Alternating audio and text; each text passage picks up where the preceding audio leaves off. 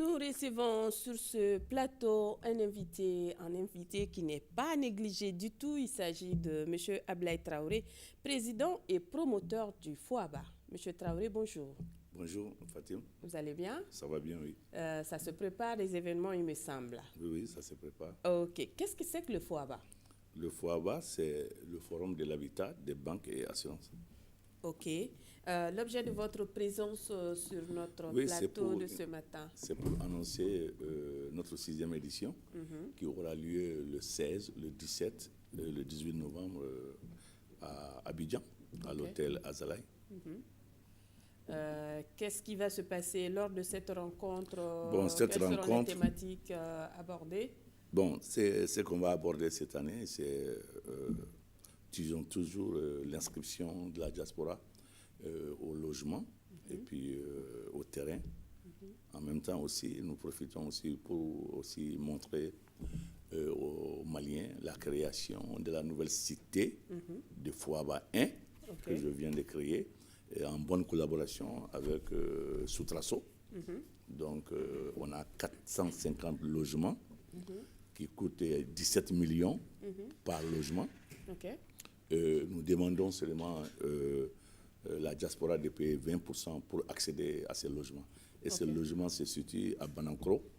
Après l'aéroport de Sénou, le quartier suivant, c'est le quartier de Banankro. Et on peut avoir un peu une idée, quelles sont les conditions pour accéder? C'est vrai que ça appartient beaucoup plus aux Maliens de la diaspora, mais pour que je puisse m'inscrire étant Malien de la diaspora, comment je peux contacter les gens du FOABA? Fatim, c'est très simple. Il faut être au forum. Le forum, c'est gratuit. Tu viens, il y a les banques, il y a les immobiliers. Donc, vous venez au forum, vous vous inscrivez, vous ouvrez le compte, c'est gratuit. Vous proposez vos terrains, tout est une promesse. Les terrains, les logements, tout ça, c'est gratuit.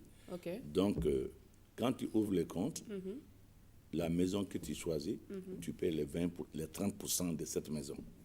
Mais moi, je fais la cité. Cette cité, c'est à 20%. C'est comme si tu déposes 3 400 000 dans ton compte. Automatiquement, la banque va t'approuver et nous allons construire en 10 mois pour te remettre la clé. C'est pour ça qu'on a mis ici clé en main. Donc, c'est une spécificité pour la 6e édition. Et pour cette 6e édition, il y a d'autres particularités? Il y a beaucoup de particularités à la 6e édition parce que la diaspora de la Côte d'Ivoire, c'est une grande diaspora. Parce que ça compte plus de 3 millions de Maliens. Donc, nous amenons des assurances pour assurer les Maliens et puis en cas de décès, pour que les maisons les reviennent à leur ayant droit. En même temps aussi, les 20% que nous avons demandé cette année, nous n'avons jamais demandé 20% pour les logements. C'est la première fois depuis 5 éditions passées, nous avons toujours demandé 30%. Et ces 30%-là, on va toujours continuer. Mais cette fois-ci, avec la création de la cité, et nous demandons à la diaspora maintenant de payer 20%. Donc ça, c'est un peu spécial.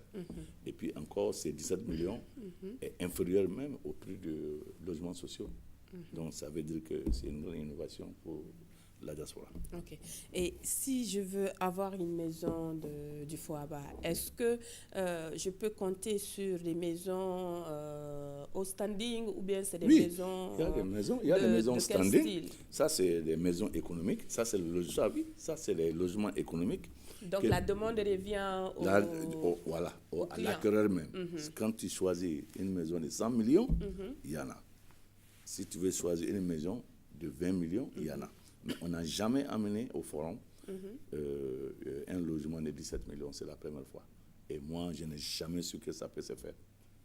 Parce que j'ai compté quand même que 22 millions jusqu'à monter. Parce que c'est le titre foncier. Un titre foncier, déjà, quand tu enlèves le prix du titre foncier à 17 millions, il n'y a rien qui reste. Donc, c'est vraiment une chose extraordinaire. On peut estimer ces maisons de 17 millions à quoi? 2 chambres, salon? Oui, c'est une maison de 2 chambres, salon, bâtie sur une terre battue. Et puis, nous avons des débarras où tu peux construire là-bas. En même temps aussi, nous avons encore d'autres choses qu'on peut ajouter.